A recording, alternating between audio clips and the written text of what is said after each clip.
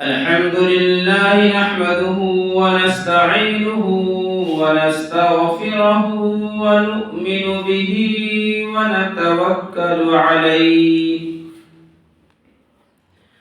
ونعوذ بالله من شرور أنفسنا ومن سيئات أعمالنا من يهده الله فلا مضل له ومن يضلله فلا هادي له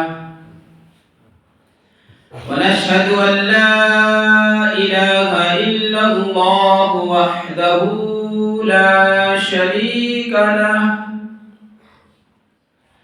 ونشهد أن سيدنا وسندنا ومولانا محمدا عبده ورسوله فأعوذ بالله من الشيطان الرجيم بسم الله الرحمن الرحيم ربنا اصرف عنا عذاب جهنم إن عذابها كان غراما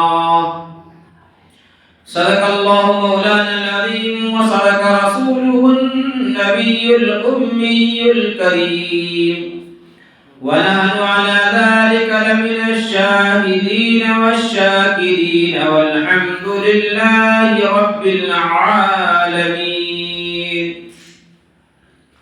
درود شریف پڑھیے اللهم صل على محمد وعلى آل محمد كما صليت على إبراهيم وعلى آل إبراهيم إنك حميد مجيد اللهم بارك على محمد وعلى آل محمد كما باركت على إبراهيم وعلى آل إبراهيم إنك حميد مجيد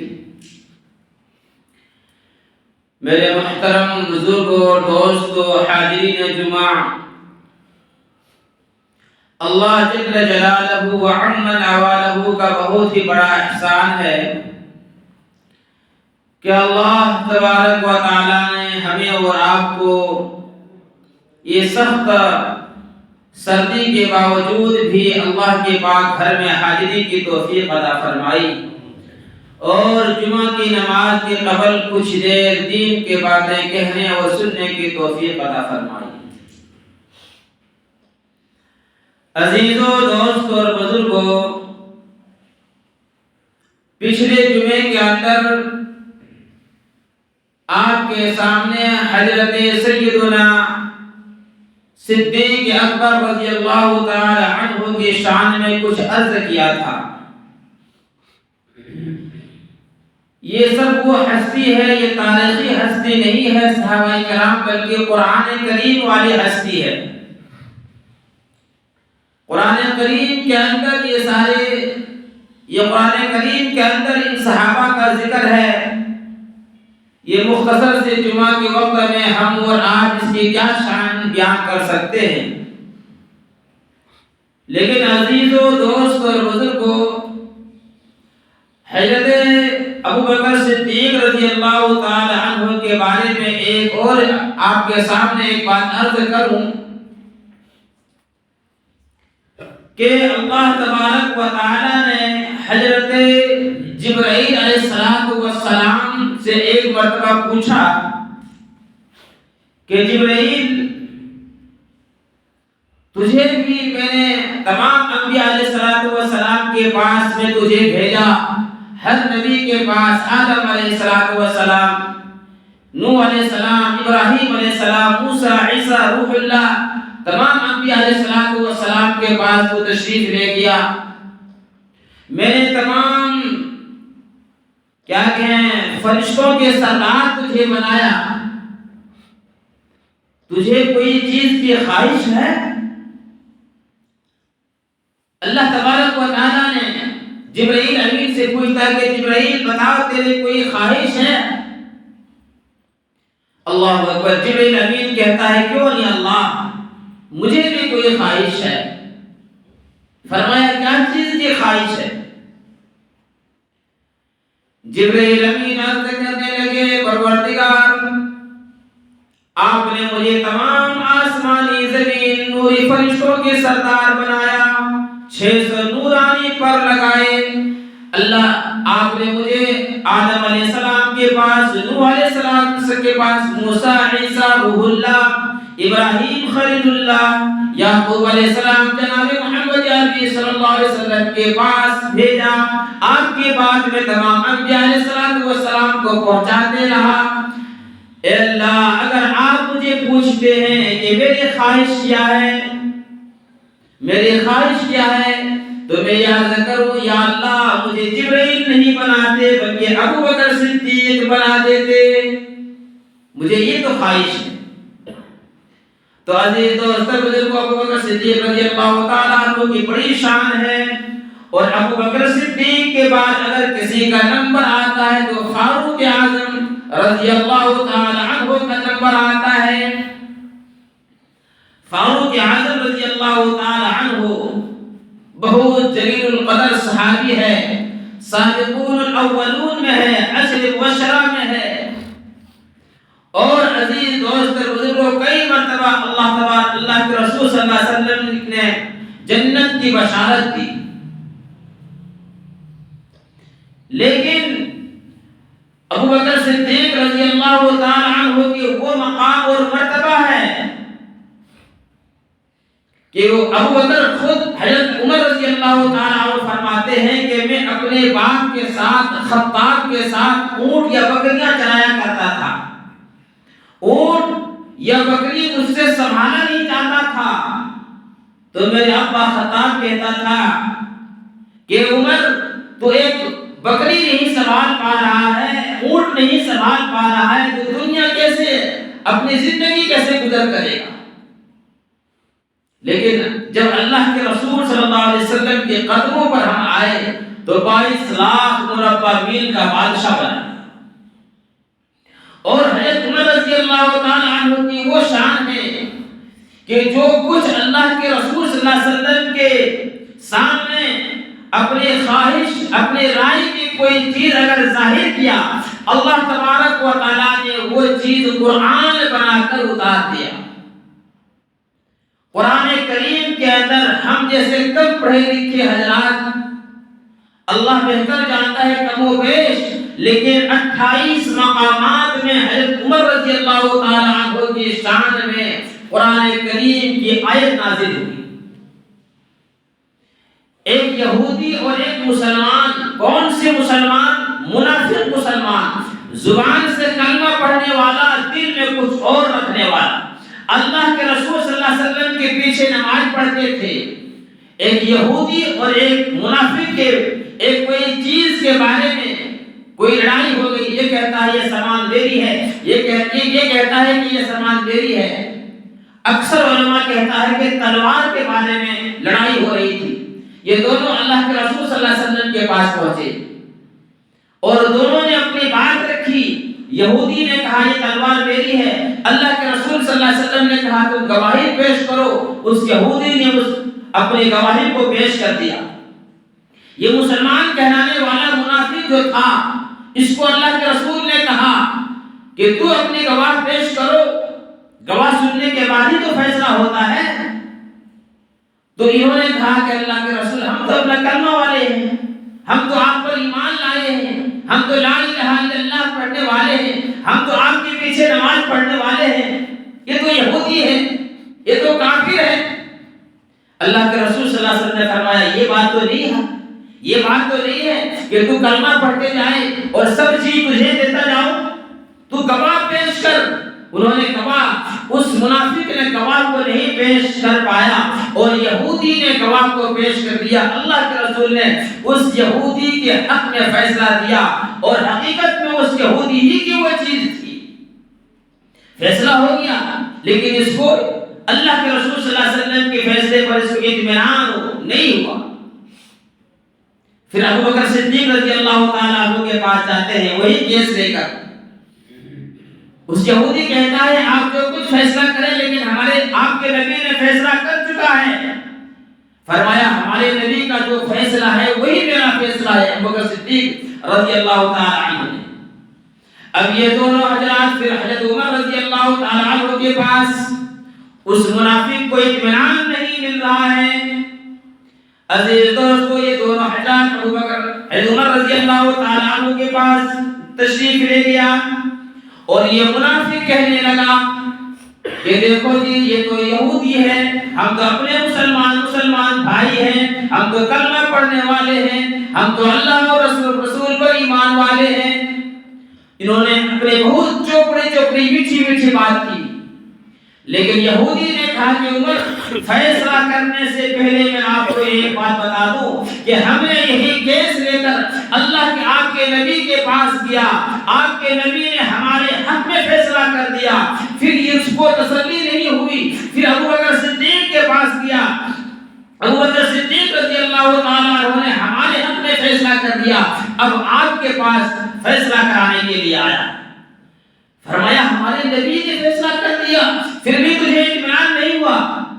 کہا کہ نہیں آپ فیصلہ کر دیں.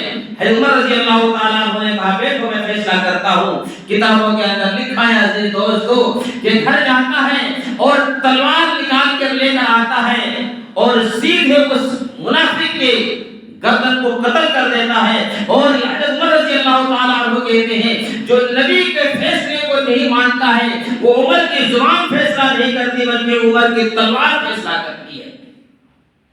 جب یہ ہو گیا تو ان کے جو گروہ کے آدمی تھے, ان کے جو قبیلے کے, ان کے جو پارٹی کے آدمی تھے, ارے مسلمان کو مار دیا, مسلمان کو قتل کر دیا, کلمہ پڑھنے والے کو قتل کر دیا, تہجد پڑھنے والے کو قتل کر دیا. اور یہ سارے کے سارے لوگ آئے اللہ کے رسول کے پاس. فرمایا بدلہ دلاؤ. اور وہ چیز دیکھ کر وہ یہودی تو بھاگ گیا.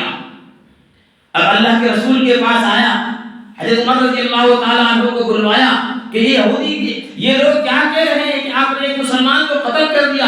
فرمایا کہ اللہ کے رسول یہ تو آپ کی بات کو, آپ کے فیصلے کو انکار کر رہا تھا, اس لیے میں نے جو آپ کے فیصلے کا جو بھی انکار کرے گا وہ میری زبان فیصلہ نہیں کرے گی بلکہ میری تلوار کرے گی. وہ کہنے لگے نہیں جی یہ تو ایسے قتل کر دیا, وہ تو بڑا اچھا تھا, وہ تو آپ پر ایمان لانے والا تھا. اللہ اکبر.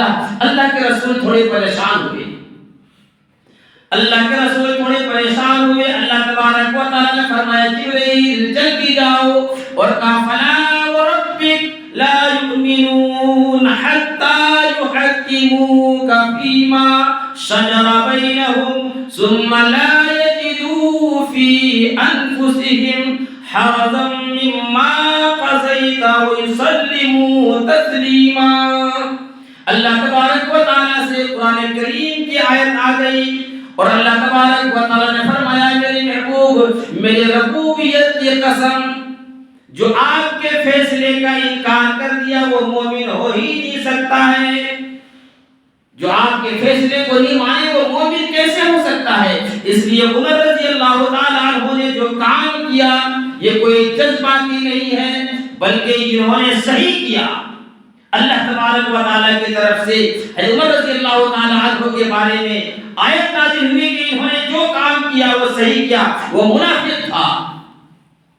عزیز دوست بزرگوں 28 مقامات میں ان کے بارے میں جو اللہ کے رسول کو زمین پر مشورہ دیتے تھے وہ قانون بن کر اللہ نے قرآن میں اتار دیا. میں سب کو نہیں سنا سکتا ہوں, آپ کو ایک دو بات میں آپ کے سامنے عرض کروں. حضرت عمر رضی اللہ تعالیٰ عنہ مسجد کعبہ طواف کر رہے ہیں. طواف کرتے کرتے مقام ابراہیم میں پہنچتے ہیں اور فرمایا کہ اللہ کے رسول مجھے 2 رکعت نماز پڑھنے کی اجازت دو مقام ابراہیم پر. اللہ اکبر. اللہ کے رسول نے فرمایا کہ ہاں میرا بھی دل چاہتا ہے کہ میں بھی 2 رکعت نفل پڑھوں. پھر فرمایا جب آپ کا بھی دل چاہے تو آپ امام بن جائیں, میں مقتدی بن جاتا ہوں.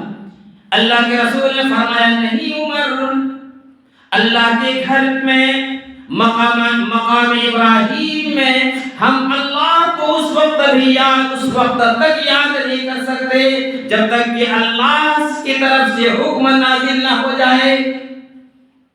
غور کرو اس بات پر، اللہ کے گھر میں مقام ابراہیم میں اللہ کو بھی ہم سجدہ اس وقت تک نہیں کر سکتے جب تک کہ اللہ کا حکم نہ ہو جائے۔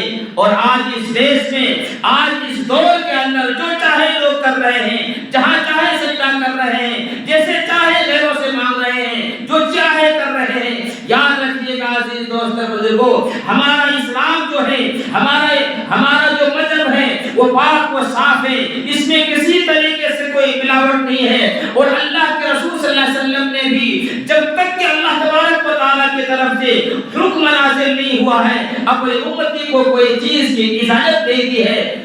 بہت لوگ کہتے ہیں جو اللہ کے رسول کو پسند آیا وہ اپنا لیا اور جو پسند نہیں آیا وہ چھوڑ دیا۔ ایسی بات نہیں ہے۔ اللہ کے نبی جو ہوتے ہیں وہ اللہ کے حکم سے ایک قدم بھی نہیں اٹھاتے ہیں۔ دین کی بات تو اور کی بات ہے۔ عزیز دوستو، فرمایا نہیں عمر ہم ابھی اللہ کے گھر میں مقام ابراہیم میں اللہ کو سجدہ نہیں کر سکتے۔ اللہ تبارک و تعالیٰ نے فوراً کوئی جبرائیل امین کو بھیجا اور فرمایا وَاتَّخِذُوا مِن مَّقَامِ إِبْرَاهِيمَ مُصَلًّى۔ اللہ تبارک و تعالیٰ نے حکم دے دیا کہ نبی آج کے بعد سے عمر کو اجازت، آپ کو اجازت، اور قیامت تک آنے والے جو بھی میرے دار حرم میں طواف کے لیے آئے، جو بھی حج کرنے کے لیے آئے، جب تک کہ مقام ابراہیم میں 2 رکعت نفل نہیں پڑھے میں حج کی کامیابی کی سند ہی نہیں دوں گا۔ عمر نے مشورہ دیا، اللہ نے قرآن کریم کو نازل فرما دیا۔ عزیز دوستو، ابھی پردہ فرض نہیں تھا۔ اللہ کے رسول کے گھر میں لوگ صحابہ آتے جاتے تھے۔ حضرت عمر رضی اللہ تعالیٰ عنہ نے مشورہ دیا، اللہ کے رسول آج سے آپ حکم جاری کر دیجئے کہ عورتوں کو، ازواج مطہرات کو، ہم سب کی ماؤں کو، اللہ کے رسول کی گھر والی بیوی ہم سب کی مائیں ہیں، فرمایا آپ حکم کر دیجئے کہ پردہ کرے۔ فرمایا عمر، یہ اللہ کے حکم کے، اللہ تبارک و تعالیٰ کی طرف سے حکم نہیں نازل ہوا، ہم کیسے منع کر سکتے ہیں؟ اللہ تبارک و تعالیٰ نے جبرائیل امین کو بھیجا، فرمایا قل لأزواجک وبناتک ونساء المؤمنین یدنین علیہن من جلابیبہن۔ اے اللہ کے محبوب، آج سے حکم سنا دیجئے اپنے گھر والی کو، اپنے بیویوں کو، وبناتک اور اپنے بیٹیوں کو، ونساء المؤمنین اور قیامت تک آنے والے مسلمان کی ماں بہنوں بیٹیوں کو حکم سنا دیجئے کہ آج کے بعد جب یہ گھر سے باہر نکلا کرے تو اپنے چہروں میں پردہ کر لے، چادر ڈھانپ لے۔ اللہ عمر رضی اللہ تعالیٰ عنہ نے مشورہ دی، اللہ نے قرآن کریم کو نازل فرما دیا۔ ایک اور منافق جو اللہ رئیس المنافق تھا، عبداللہ ابن ابی ابن سلول، یہ اللہ کے رسول صلی اللہ علیہ وسلم کو ہمیشہ ہر چیز میں تکلیف دیا، اللہ کے رسول صلی اللہ علیہ وسلم کے عزت پر کیچڑ اٹھانے والے یہ منافق تھا۔ لیکن جب مرنے لگا، لیکن اس کا بیٹا عبداللہ پکا اللہ کے رسول کے سچا غلام، جب یہ مرنے لگا تو وصیت کی، اور کیا وصیت کی کہ میرے بیٹا میں مر جاؤں گا تو میرا جنازہ، نماز جنازہ نبی سے پڑھوانا، اور میرے کفن جو ہے وہ نبی کا کرتا کا پہنا ہوا کرتا دینا۔ یہ کہہ کے مر گیا۔ بہت تفصیلی بات میں جھلکیاں آپ کو بتاؤں۔ حضرت عمر رضی اللہ تعالیٰ عنہ کی شان کیا ہے۔ آج لوگ صحابہ پر انگلی اٹھاتے ہیں، صحابہ پر نہ جانے کیا کیا بولتے ہیں، نعوذ باللہ ان کے خلاف کتابیں لکھی جا چکی ہے۔ ارے لوگوں ذرا سوچو تو صحیح، یہ کون سی شخصیت ہے؟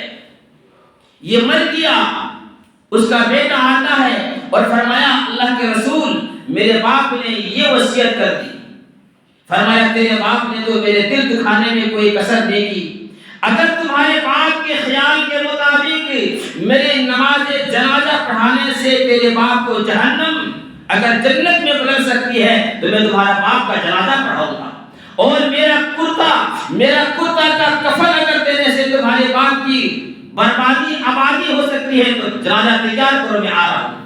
پورے کے پورے مدینہ والے، پورے کے مدینے کے لوگ تشریف لے گئے۔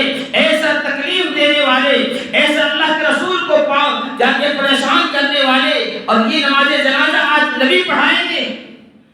نماز جنازہ تیاری ہو گئی۔ حضرت عمر رضی اللہ تعالی عنہ رونے لگے، فرمایا کہ اللہ کے رسول آپ جانتے ہیں یہ کس کی جنازہ ہے، اب کس کی نماز جنازہ پڑھانے لگے ہیں؟ اللہ کے رسول نے فرمایا عمر بہت اچھی طرح جانتا ہوں۔ اللہ اکبر۔ فرمایا عمر میں بہت اچھی طرح جانتا ہوں۔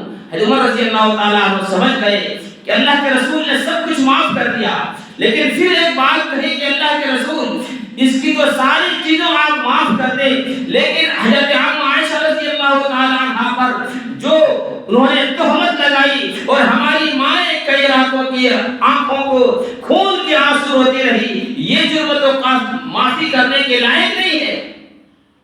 فرمایا کہ عمر مجھے اللہ نے ابھی تک نماز جنازہ پڑھانے کے لیے منع نہیں کیا، میں نماز جنازہ پڑھاؤں گا۔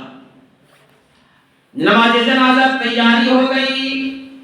عزیز دوستو، حضرت عمر رضی اللہ تعالیٰ عنہ پیچھے ہٹ گئے، نماز جنازہ ہو گئی۔ جبرائیل امین پہنچ گئے، جبرائیل امین قرآن لے کے پہنچ گئے۔ فرمایا وَلَا تُصَلِّ عَلَىٰ أَحَدٍ مِّنْهُمْ مَاتَ أَبَدًا وَلَا تَقُمْ عَلَىٰ قَبْرِهِ۔